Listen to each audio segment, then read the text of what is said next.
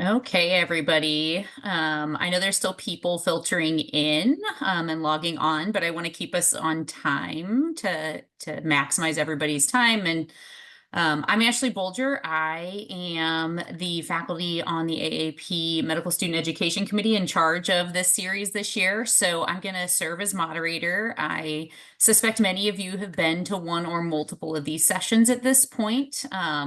But there have been some pre-submitted questions. And then if you all have any other questions that come up, please feel free to put them in the chat. I'll kind of leave some time for pauses as well. If you want to unmute yourself and ask a question, feel free to do so either way, and we'll kind of keep things flowing.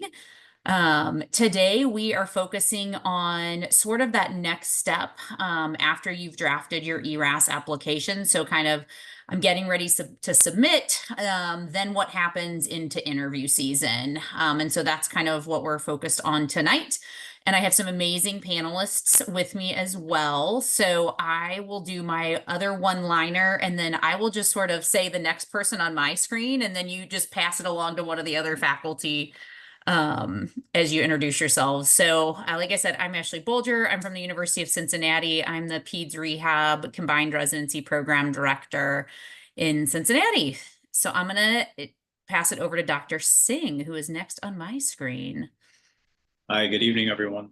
I'm Sadhang Singh. I'm a PGY resident serving as clinical chief over at the Rutgers, New Jersey and Kessler Institute of Rehab program.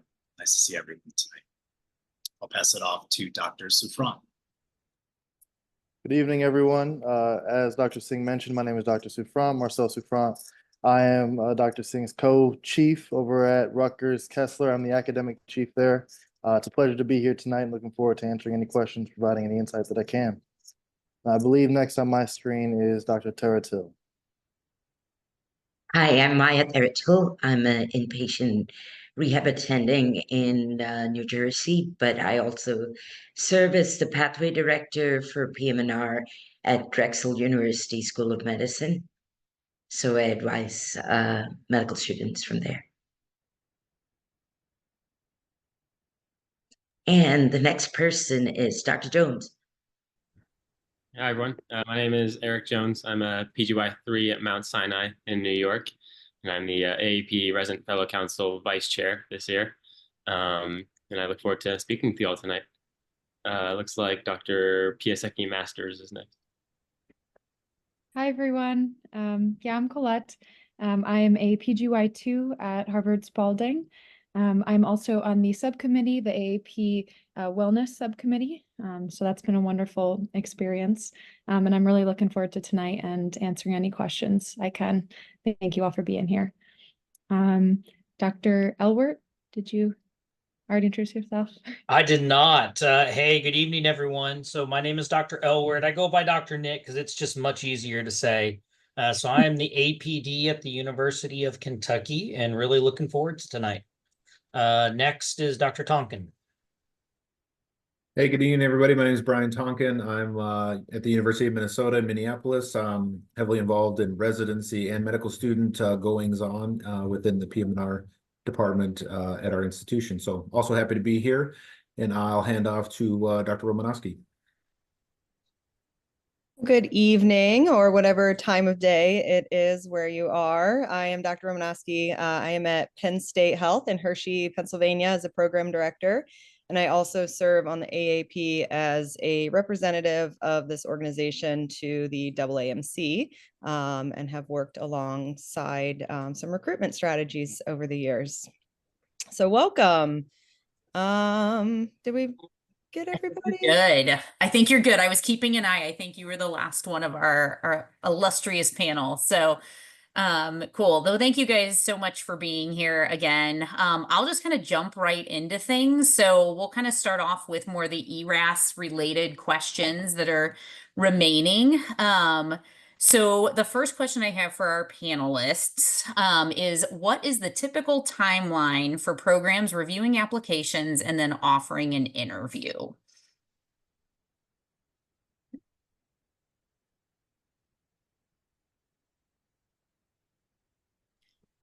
Anybody? I'd be happy to kick it off. So I would say that it's incredibly variable, but it is not unusual for a program to potentially take 3 or 4 weeks to really spend some time reviewing applications. I think all of us here, and I think I can speak for all of us in PM&R who are not on the call, really try to attempt a holistic review where we are really reviewing all pieces of that application.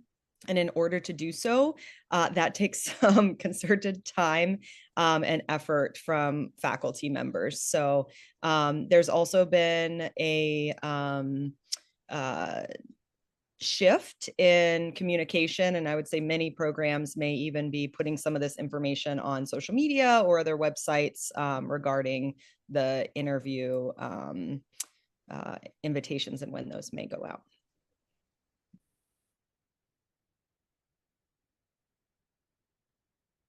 Yeah, I'll just second that. I mean, to do a real good holistic review of hundreds of applications, it's going to take a little bit of time. So, we take about 3 to 4 weeks to really go through things.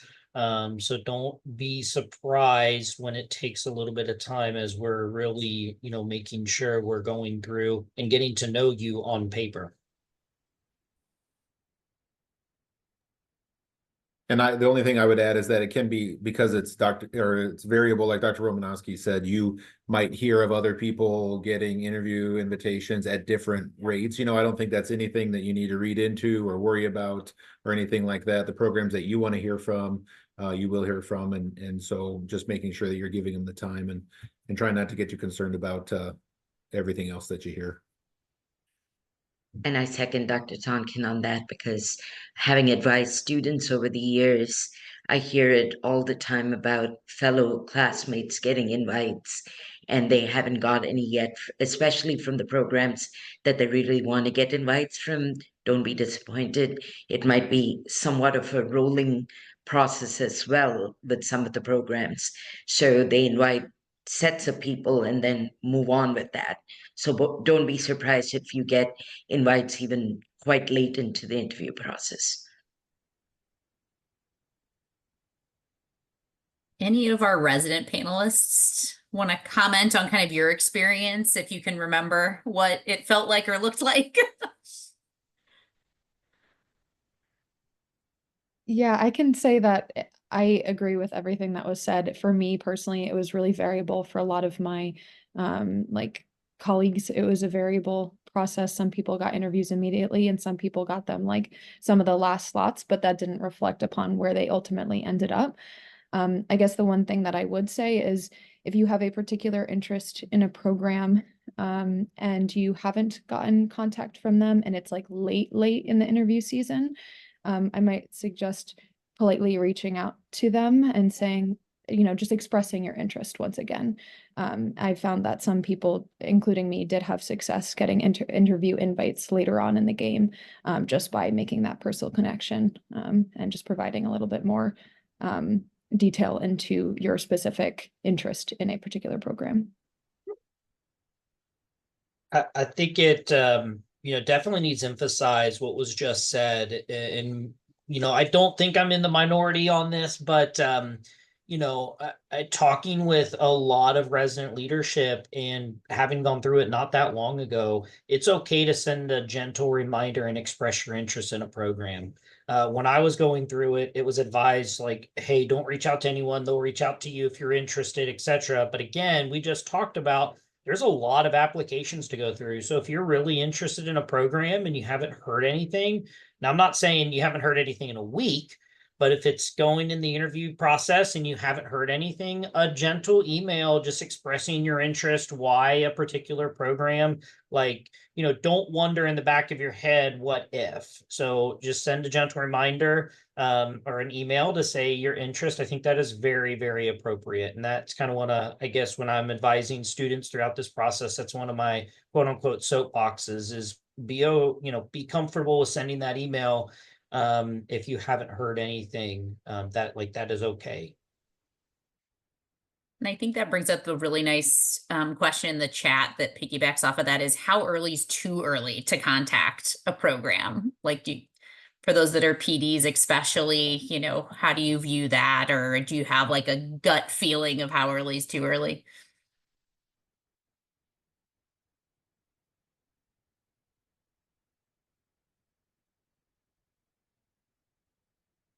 Silence. I think that's going to be variable too, you know, but I think the 3 to 4 weeks that Dr. Nick mentioned is pretty good. So 4 week, maybe the end of the 4th week after applications are released would be that's when I would want to hear, I guess, from somebody. So certainly opinion. That was kind of my thought too. It's going to take me that long to review it. And if, you know, I'm getting a ton of emails prior to that point, I'm probably not going to look at them at all. It's not that that was a waste. Or B, if I remember who you were, I'm going to be like, why are they harassing me? I just need time. So I think the other point to consider is this would be a great time to tap into your letter writers, right? Your letter writers may have experience, exposure, relationships that can guide you during this process, can say, you know, it is a little early for this program, or, you know, I think that's right. You could have concern. Maybe you should send that letter, send that email, or I can help draft something. So this is a time to use all of the relationships that you have throughout this process.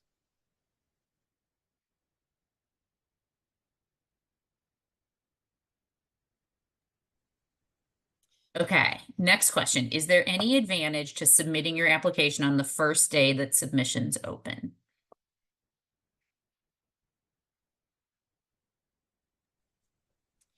So I was just reminding myself of the timeline. I'm sure you all are very familiar with the timeline. So it looks like September 25th.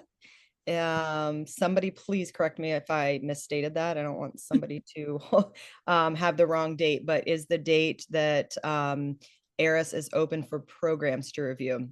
So we cannot review your application until that time. It opens for all program directors on that day. I think it's 9 a.m. That is the very first access that we have to your application. So is there benefit to having it ready and submitted by that date? Absolutely. Is there additional advantage to having it done earlier? No. Everybody has a timestamp of the first date for when we are able to access it.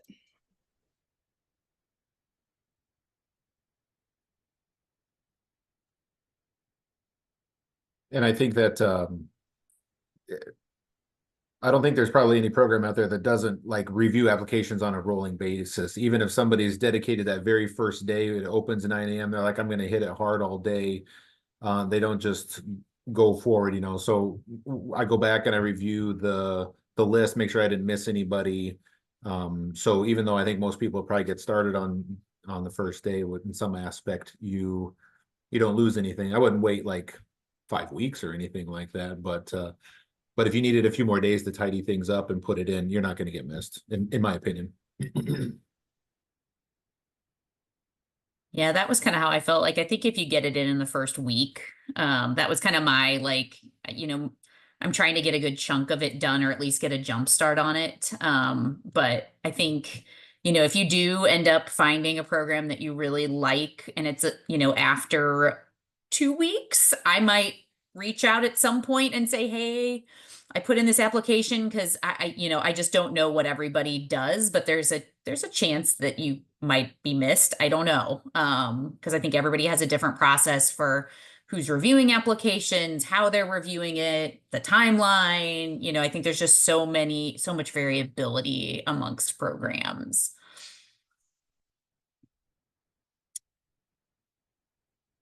Okay.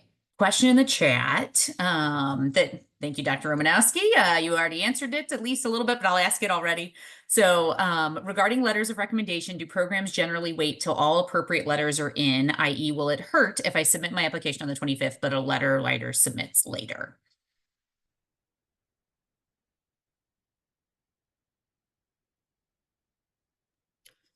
So I'll Thoughts? just answer my response. So you can always email later. I think this piggybacks a little bit off of, reaching out to programs of interest. There's going to be wide variability in, the answers and suggestions on that. But you can email a program and say, I had a new letter uploaded. There's additional pieces of information on my application. Oftentimes, if an application is incomplete, it will be marked as such incomplete. And that simply is a reminder for us that it's something that we can look at later once it has been completed. I do think it's helpful to notify programs if there are additions to it. So you can have everything else ready by that date. But I agree with Dr. Tonkin. No, with the numbers of applications that programs are receiving, it's highly unlikely that every application is being reviewed even in that first day or week or maybe even couple of weeks. So you should be okay.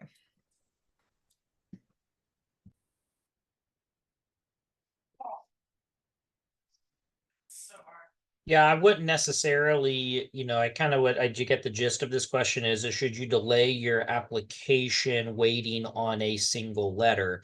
If you have letters, get your application in sooner. That would be more important, in my opinion, than having to, wait till you get all your letters and then submit. Just as what has been mentioned around, this is a nice kind of way to alert programs that you have an additional letter, etc. But I don't think when you rethink of things and risk benefits, I don't think that the potential risks of delaying applying for a single letter, if you already have a couple, are worth any potential benefits. So the only in thing, addition to that question, I think one of the things that I do remind my students that I advise is that this is the time to, gently and nicely nudge your letter writers, because most of the letter writers get these asks quite early. A lot of them get it during this first July, August months. But if you've asked someone to write a letter like in March, and they have not submitted the letter yet, now is the time to send them a really nice email. And if you have your personal statement ready, send it along with that so that they remember you again at the time they're writing your letter of recommendation.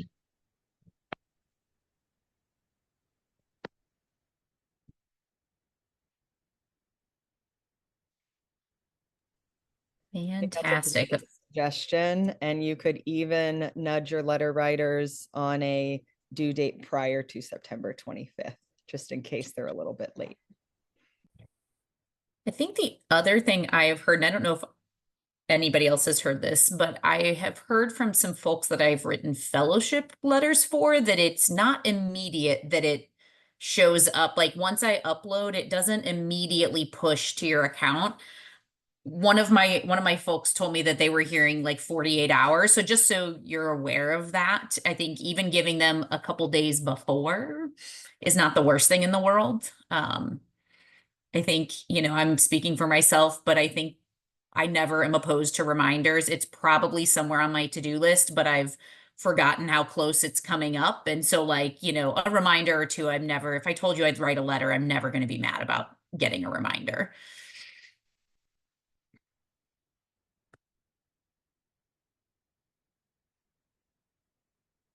Okay, next question. What do I do if I get an invitation for an interview from a backup, in quotes, backup program, but I still want to wait more time until I hear from my more desirable or more desired programs? Are there any tricks of the trade, or if residents kind of have any thoughts on how they navigated that situation? I would recommend to, if you applied there and you were honest about your choice in applying there, that it's a place you would consider, do the interview, because you don't know how much you're really going to like it and how much you're going to vibe with the faculty until you truly talk to them and see what they kind of get from your application too. Some people read between the lines, some people read your applications differently. And you won't really know that until you have that conversation with them. So I would say go in with an open mind. If you feel like a place is truly a backup, maybe be strategic with the timing at which you interview there. You maybe want, if there's a certain time you feel like you're going to be most ready and your schedule most prepares you for interviews, maybe don't put it there if you think you're going to get interviews from more preferred programs. But I wouldn't, especially early on, I wouldn't, I wouldn't look poorly upon that. And honestly, if the program expresses interest in you early on, it's probably for a reason, and they might really want you and might really show a lot of interest, and that could prove to be a very fruitful experience as a resident.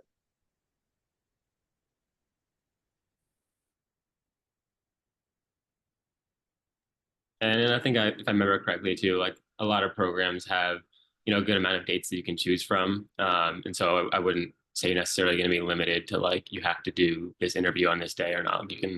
You have choices. And I think that you can kind of tactfully craft your interview schedule to where you should be able to do both, hopefully.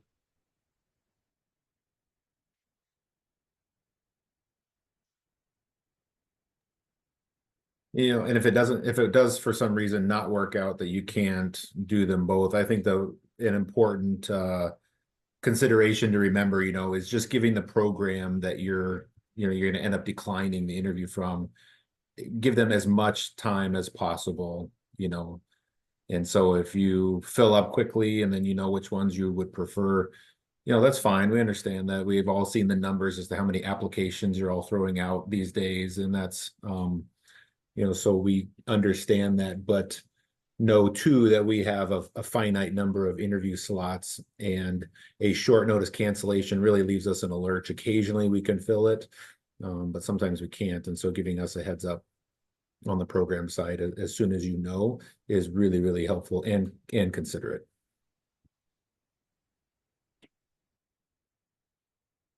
Yeah, I think it just boils down to professionalism, right? In any job, in any interview, if you're going to decline one or have one scheduled and then decline it later on, the most advanced notice, kind of what Dr. Singh said, where, a program is interviewing you for a reason, but if you don't want to attend, then that's okay. There, as has been mentioned multiple times, there are lots of applicants. There are so many spots, like we get that. But if you're going to decline an interview, definitely sooner rather than later, just so the programs have ample time. And then also, when interview invites go out, it's not that you can necessarily like hold that invite for like 3 weeks and wait to respond until you wait for other programs.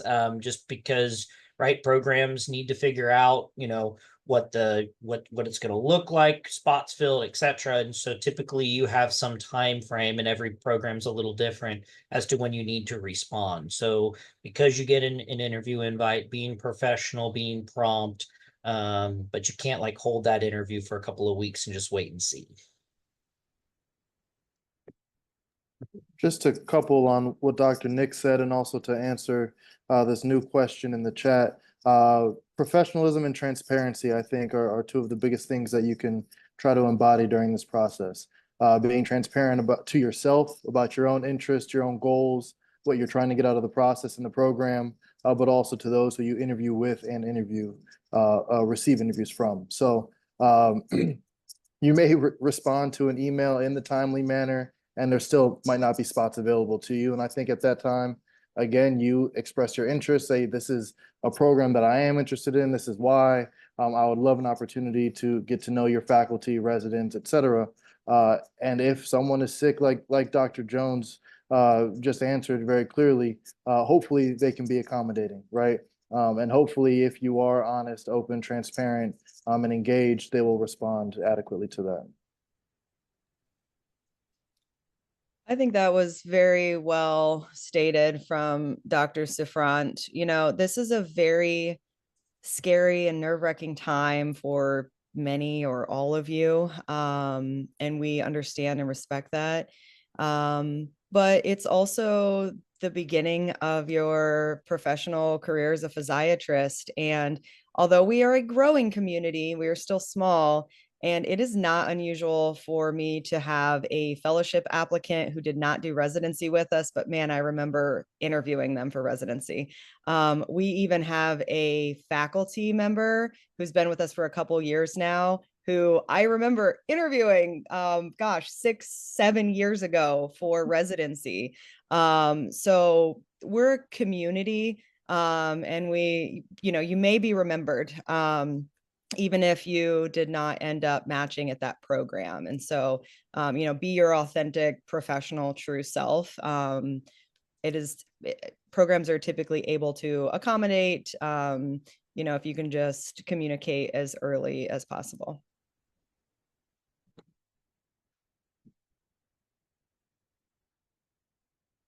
Agree with that. Any other comments on kind of that topic before we move into talking more about interviews and structure? Their thoughts on the. Okay. Okay, so moving a little bit more into like the actual interviews and questions related to them. So the first question I have are kind of twofold, but what does the typical virtual interview schedule look like? How long are they? What should people expect?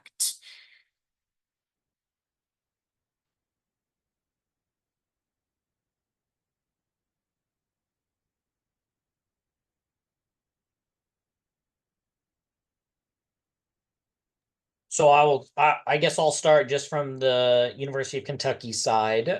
So our interviews are all virtual this year.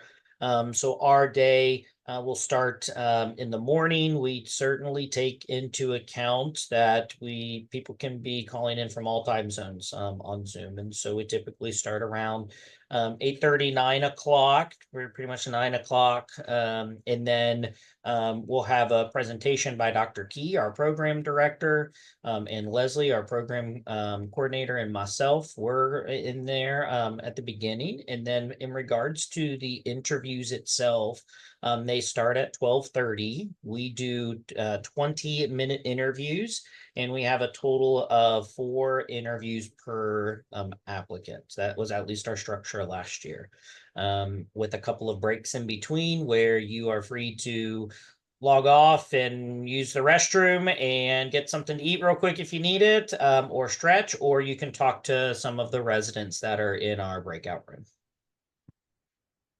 And then we come all together and end the day.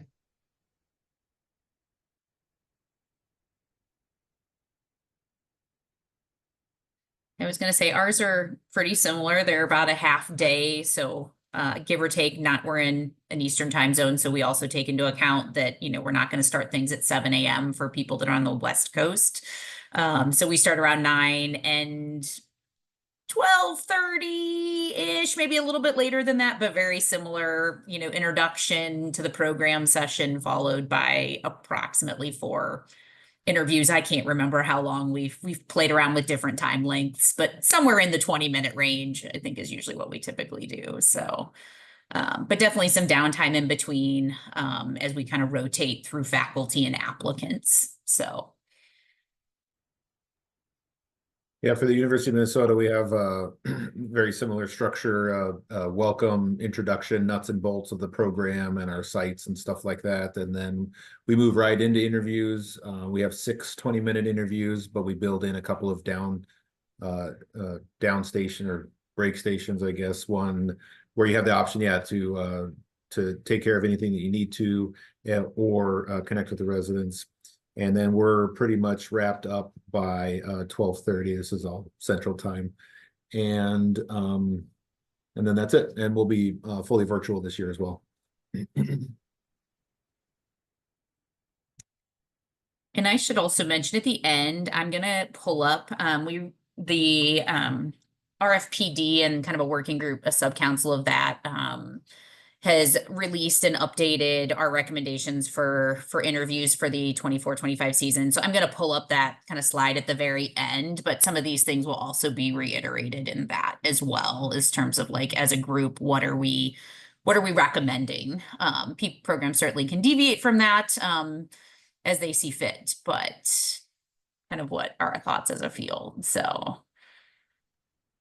There was a question that I think is really good in the chat. It's not related to the interview structure necessarily, but definitely when we talked about interview invites, this was something that gave me anxiety, like to the extreme when I was, it was by a student doctor, is it Kinnair? And I'm sorry if I pronounced your last name wrong. About interview invites, audition rotations, how do you balance it all? So I have to say this with a personal story. So this is don't do as I did when I was on my audition rotations. No one gave me any advice, and everyone's like, well, you've got to just make sure that you're there and ready to round and everything. And so I just said I had to use the bathroom. And so I'd go in and I'd wash my hands, I'd blow my nose, I'd like maybe comb my hair over. So I did something, but then I'd respond to the interview invite because I had a special like vibration on my phone that said, hey, this was the invite. Please don't do that. I laugh now when I think about that, and I'd love to ask the resident, and I know exactly who it was when on rotation, still to this day, of what he thought of me. But like we get that you're going to get invites, and so you're on rounds, you're working in the workplace or what have you. Like just say, hey, I need to respond to an email real quick. We all get it, we've been there, we know that you have to take that email, you the time sensitive. Like just be honest, don't just be searching on your phone, because I don't know if you're on Instagram or you're applying to you're solidifying an interview invite. So just be honest, say, hey, I need to respond to this. Like we all get it, we've all been there.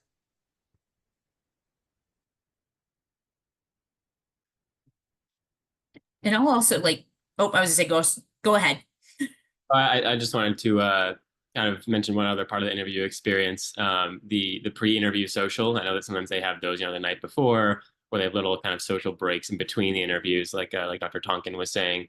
I definitely wouldn't discount those as well. Even though it might not be an official part of the interview, it's a chance for you to get sort of an inside look at the program and see how the residents interact with each other. You can kind of get like a genuine feel for their sense of their own program. And then secondly, it is a good chance for you to ask good questions or kind of just show your face again and have a little bit more of social time with residents that you might already know. So definitely don't discount that as well.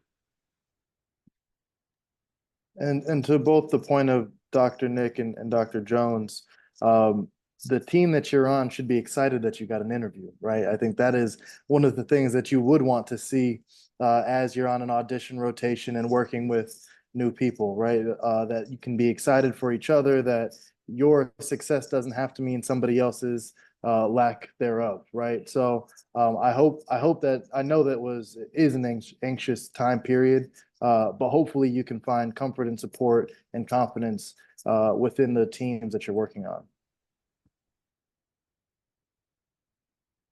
And then I'll just kind of piggyback in case people are not actively reading all the chat things, because I think this brings us to a next thing, is not only accepting those invitations, but also what do you do if you happen to be on an audition rotation, say during interview season. And I think Dr. Singh, you had a really nice comment, I would say, that I definitely agree with, because I also coordinate the medical students and all of the electives and visiting students and whatnot. And honestly, all I can say is just give us as much advance notice as you can.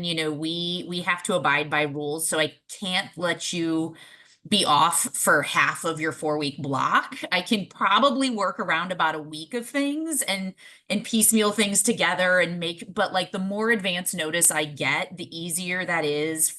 And honestly, the less, I don't want to say angry, but the less annoyed I am at it. If, I've had plenty of people that I think knew they had interviews from what I can tell and just sent me an email that morning. And that's a little, I don't know, that rubs me the wrong way. I know that people get last minute interviews intermittently, but that's probably the rarity. So I think just professionalism. So anybody else have any other thoughts on kind of navigating the interviews during?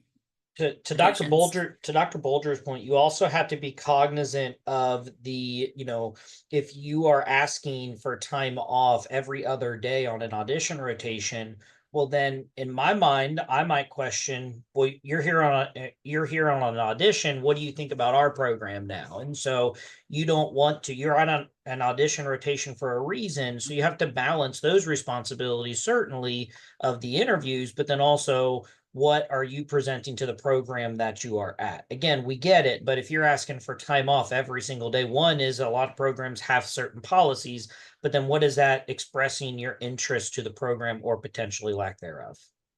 Yeah.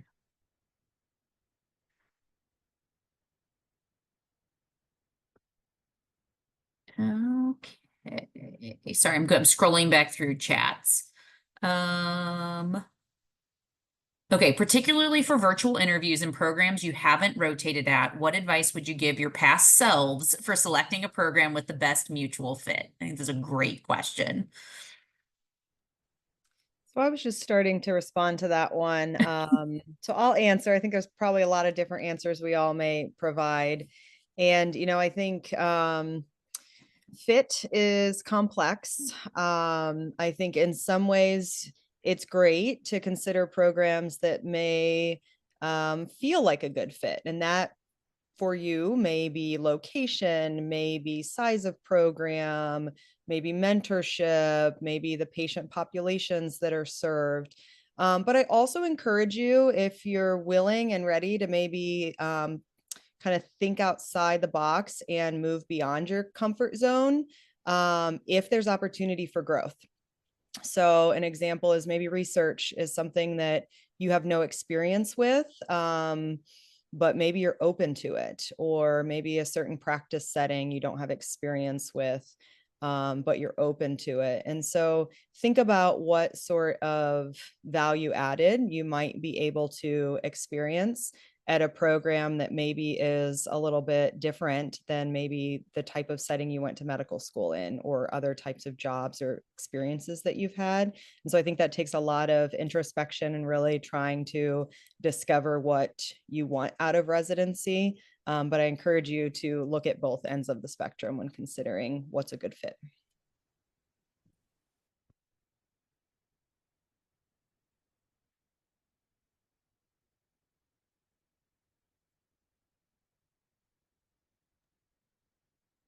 I've personally made a list of things that were priorities in my mind prior to the interview process. And this definitely changed as I went through the interview process. So it was a working list throughout several months. But I felt like asking similar questions of my top priorities to these programs gave me a good idea of what programs would be the best fit for me. For example, like I was really interested in, I am really interested in neurorehabilitation, as well as adaptive sports. And so asking that clinical question, making sure that was a part of my interview day, if it wasn't intentionally brought up, was something that I found to be valuable looking back at the programs when I was ultimately ranking them. I think you can use that same theme for a lot of other things, like is a program, are there other residents with families in the program? What about living situation? What about food? Like some really silly things, but that make like a quality of life difference. And sometimes a big difference because you're going to be there for a while. And so you want to make sure that your priorities are something that is at the forefront of your interview day as well, if it's not intentionally already brought up by the program itself. So I think making a working list for me was a good way to do that. And I think you can probably workshop a way to make sure that you don't forget about things that are important to you on your interview days as well. And on that same line of thought, make a spreadsheet and write down what you feel about each of those things after you finish your interview, because you might feel on that day that you remember everything, but you've gone through like 3 or 4 interviews, you wouldn't really remember what you felt about each of those interviews. So it's like really nice to write it down right after the interview when you get time. And maybe if you have the thing to do it, maybe 1 or 2 days after the interview is over, also to think back and what you felt about it. And then look at it together when you're making your decision, finally, when you're making your list. I think that's amazing advice. I think, there's a lot to be said in my mind about gut instincts as well. I think, and I've heard this even, I did not interview in the virtual format, but I've heard this from a lot of my students I mentor. You still get gut reactions and you feel either more or less at home during interview days. And don't like discount those. It's okay to have those gut reactions. There's a reason why you have them. And so I think, just being honest about yourself, and you're still going to have to weigh the pros and the cons of, do I put this program last on my rank list, or do I really, really, really not want to go there? Or kind of in that kind of decision tree. But I don't know. I based probably more than I should have back in the day on gut feelings. I did not have cool spreadsheets or was not nearly as organized as my fine co-panelists were, but It's easy for me because I advise. I don't have to do it myself, but I repeat it year after year after year to the students. yeah.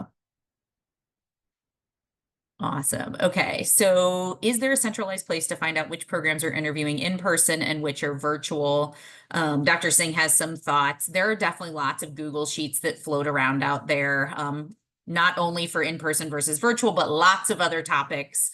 I would just take all of those with a grain of salt, is what I tell all my students. And just remember that everything somebody puts on that is one person's opinion. And it may just be that they're not a great fit for that program. And so they didn't, they were upset about something, so I just think take all those things with a grain of salt, but I don't know of any list, of virtual versus in person. This is really the first year I've heard of any programs going back to in person. And our stance on the RFPD is that we are recommending all virtual. So I don't know if anybody has other thoughts on that, but.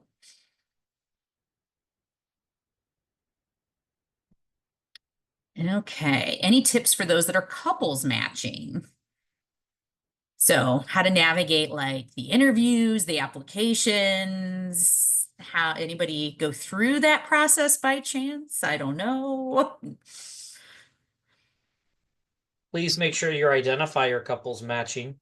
Don't don't on a whim mention maybe a couple of days before that you happen to be couples matching.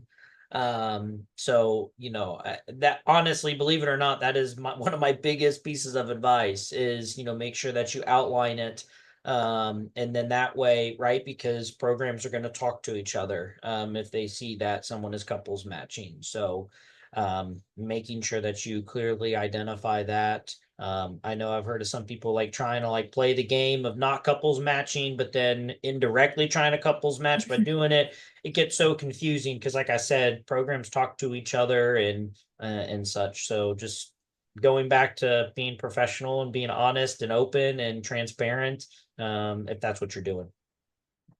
Yeah, Dr. Nick hit the nail on the head. Be very open about it. I have multiple friends that I graduated medical school with who couples matched that specifically got either themselves or their partners interviews by disclosing that information. And basically it was programs speaking to each other saying, hey, they're interested. I'm interested in this this medical student. So the people are out there to try to help you out. They want to find the best people where they're going to be happy, and that's a huge part of it. So be open about it. If there's programs you are serious about doing that in cities you are serious about going to, send those emails, make those calls, and tell them early on, because coordinators and faculty can help. 100% agree. I think that's a very like if you get offered an interview, I think in that moment, I fully think it's okay. And please, anybody else who's a PD, disagree with me if you don't feel this way, but I often very much appreciate it when somebody's like, I got an interview, I'm really excited, but my significant other hasn't gotten an interview. And I would say 99% of the time, we're going to reach out on their behalf to the program director for that other person. And it doesn't mean they're always going to get an interview, but sometimes even if they're on like that cutoff border gray line, like it'll tip them over the edge if we really, really want to interview the other part of the duo.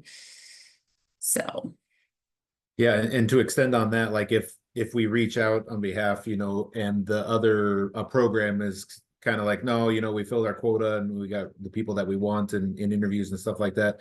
No love lost, no hard feelings, right? If then you withdraw yours from us, right? We understand and just how imperative it is to have the people that love you and support you during residency. And man, we would really hate to split people up. That would just be brutal, as tough as residency could be. So wouldn't worry about that at all. And that could be a very polite email that says, hey, I appreciate you reaching out on behalf of myself and my significant other, and we're not able to get an interview for my SO, and so I'm gonna pass, and that's just fine.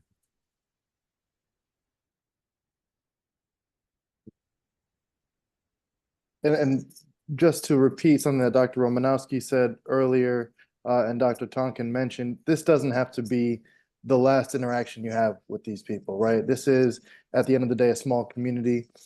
We see each other often at national conferences, at smaller conferences, regional conferences, and on panels like this, right? So it's always nice to be reminded, you know what, it didn't work out this time. I'm looking forward to continuing to get to know you, continuing to work with you in the field and seeing you in the future. And I think that continues to leave a good taste in someone's mouth, right? So I wouldn't think of this process as being final. These are the same people who you'll see later on down the road at fellowships, at job interviews, at conferences. So keep that in mind throughout the process.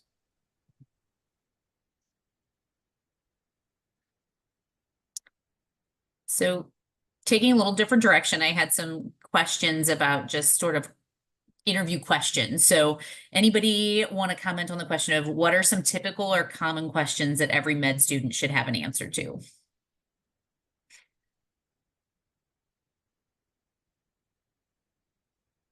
Yeah, go ahead, Dr. Jones. I just made a little list myself right before this. I'll make it quick, but I just listed off like 3 that were definitely common. So tell me about yourself, why PM&R, and why our program, I think, are definitely going to be asked, but I'll keep it at that. I'll let you guys talk as well. Yeah, no, that's good. And I was going to say, without without risking our trade secrets here at the University of Minnesota, I would certainly just say it would probably benefit you to have some scenarios in mind, clinical scenarios that you've been through that were challenging, that caused you some stress, or how you worked through it. That could be interpersonal, that could be you and a patient, it could be whatever. And I think that having some of those things that you can speak to yourself about, maybe your professional growth and development along the way. You can talk about how you've learned from that, maybe overcoming adversity, things like that. And I think something along those themes, are going to be probably other common things that are going to come up in various formats and things like that. So I think that's advice I usually pass along to our medical students, is to have some. Please don't make anything up. Please don't make anything up. You've all been on the wards, you've all been in the clinics, you have experiences in there. You just need to think about them and kind of catalog them a bit and have them at the ready when asked. So that would be my advice. I would like to share just and I don't think it's a secret, but one of the more difficult questions, if you haven't done a lot of interviews for jobs or fellowship or residency, is the questions like, what would you do when, you messed up, or the patient was not happy, or, something was wrong and you tried to rectify it? These could be tough if you're thinking on the spot for the first time without preparation. So please try to, think about those more difficult situations that don't feel like super positive and happy in the moment. But those are the challenging questions that really show about people disclose their empathy and sort of the way they think about things and the way they can kind of keep cool in scenarios. And those are tougher questions, but I want to be very honest with you all on the panel tonight that you will come across those questions during the interview cycle, and they can be challenging. So, be ready for those as well. You won't find them in all interviews, but if they come up, you want to make sure you keep it cool and you give a very thoughtful answer to that. So I will second everything that has been said. I would also have a list of questions that you're going to ask Ray, because you are going to get asked by multiple people, what questions do you have? And you don't want to say, well, nothing. Right. So like what I would advise is if you get a list of your interviewers, or even if you don't, maybe things that you're interested in, like that was mentioned, is, bring those up during your interviews. You happen to have a neuro rehab interest and you see on the website that I do stroke, maybe asking about what we do from a stroke perspective or a spasticity perspective.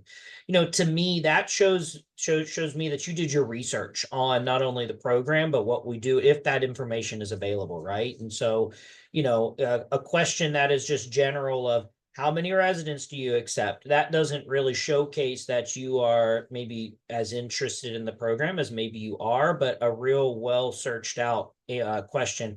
And I would look at those beforehand so that you're not having to say, well, I don't know. Now it is okay after a couple questions to say, hey, you've answered everything, thank you.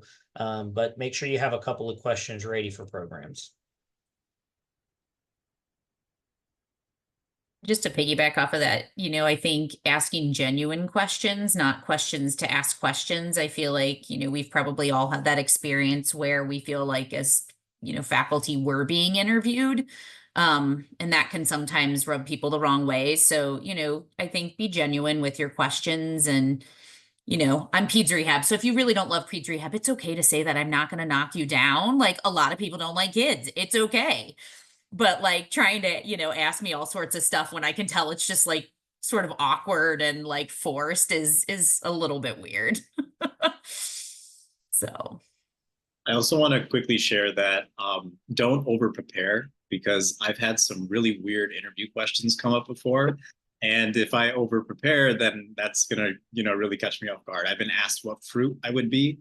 And then when I gave my response, they actually disagreed and said it wasn't a grapefruit. So I had to kind of defend the fruit. So, these scenarios can get pretty wacky at times. So just keep it cool and don't over prepare your answers. I mean, now I'm wondering, what fruit are you? I said I was a mango, and someone argue that mangoes aren't grapefruits. I disagree wholeheartedly. I do too. I'm with you on the mango. That sounds delicious. I got your back, bro. Oh man. There's been a couple sort of IMG related questions. So I'll just kind of do the general question of any specific advice for IMGs. And then there was another one, I'm trying to find it. Oh goodness gracious. I think it was something, there we go. Common deficiencies you often observe in the CVs of IMGs that you wish you had addressed, or any specific advice.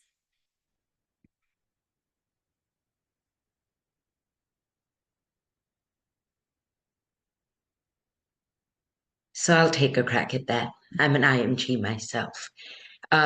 So often what happens is you really don't know what to put on your CV and what not to. So I actually answered in the chat that one of the good things to do is also to look at how people write CVs here, like how American medical schools ask their students to write CVs, because a lot of the schools actually give directives to the students how to write their CVs, which is not something a lot of international medical graduates get, and they don't know what exactly to add in it and what not to add. So it's a good thing to look at other examples before you put it in. And preferably not to go into a lot of the details of what you did, because your medical school system is a little different from how American medical graduates go to school. So say if you had 4 years of school and 1 year of internship, don't write a whole paragraph about what you did in your internship. Just briefly mention in one sentence what your 1 year of internship was, because many of the schools have that. So specific things like that, which your country has it different from how it is in medical schools here, when you're putting it in your CV, make a brief description, maybe like a line, so that people understand what you're saying, because it should not feel that it was misrepresented.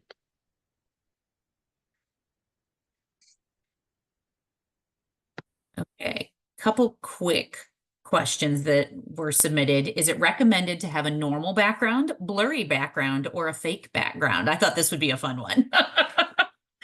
What do people think? I don't know that there's a right answer to this, but just look at all of us and see what looks the best. I know I there's think so Dr. much Tompkins variable. looks really smart. Yeah, this is the world room. It's just full of globes and maps. No, I'm just kidding. I think though, we've probably all seen this, but there are plenty of people who use their background to their advantage, right? And so I have a current G4 resident who had so much Minnesota Gopher gear in the background, it was like obnoxious almost. And I was like, Andy, come on, really, man? But he went to U of M for undergrad, and so there was a reason for him to have it. I wouldn't expect somebody who's has no connection to Minnesota to have Goldie Gopher in their background. So I think if certainly nothing inappropriate, certainly nothing that's going to raise questions that may not be to your benefit or something like that, but I think it's just like we're reading applications, it's fun to read some of those sections about you as a person, hobbies, interests, those kinds of things. And so it may be something that we get to in an interview. And so if not, then I don't really care about blurry or fake. I do find the fake background where it kind of cuts in and out around your head and stuff like that kind of annoying, but that's again personal opinion. Yeah, I think there's so many differing opinions, and my background right now is terrible. It's very dark here. But I think some people love the backgrounds. It can be a conversation point, and I think others may feel that it's distracting. So you will not please all of your interviewers by any means. I think do what feels natural and comfortable to you. Um, and back to the earlier question and the recommendations about practicing, practice on Zoom. Although you all are probably pretty familiar with it by now. But that can be awkward as well. If looking at yourself is distracting, learn how to hide your view on whatever format you're using. Because sometimes, you can tell that someone is reading a script or is very distracted. And then that's distracting for the interviewer as well to, it really limits having a genuine conversation. So I think do what feels right and natural for yourself and your personality, but practice it so that it works well for you. So in our mock interview sessions, we actually do have a checklist to tell the students about how the lighting was, how their background looked like. Was it distracting? Was it not? Are they at the right position of the camera? Are they looking upwards or downwards? So we actually, when we do our mock interviews, we do give feedback on that. So if you don't have something like that, get a friend to interview you and give you the same kind of feedback, or even record it and then watch it back to see what looked abnormal.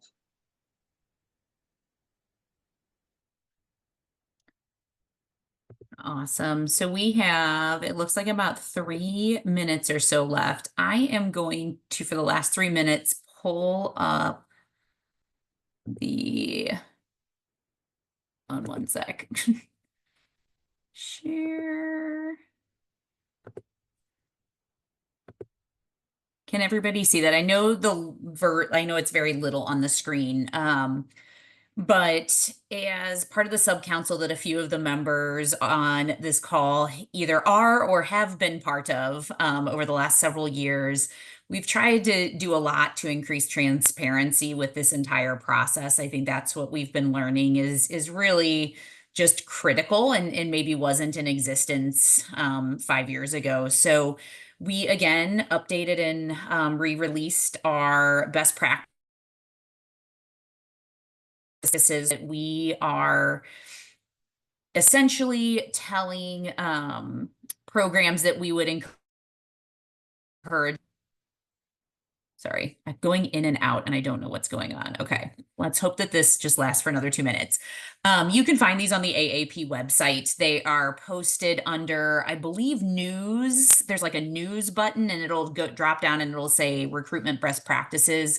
But ones that I was going to highlight is, just to kind of calm fears, because that's what we've been trying to do a lot of over the last several years is we really are trying to encourage programs, not offer more interviews than they have slots for. So I know that that was a fear a few years back. We're encouraging people to not do that. giving people, I think we said, yeah, 72 business hours to respond. So kind of how Dr. Nick said, he was kind of glued to his phone and would sneak off to the bathroom.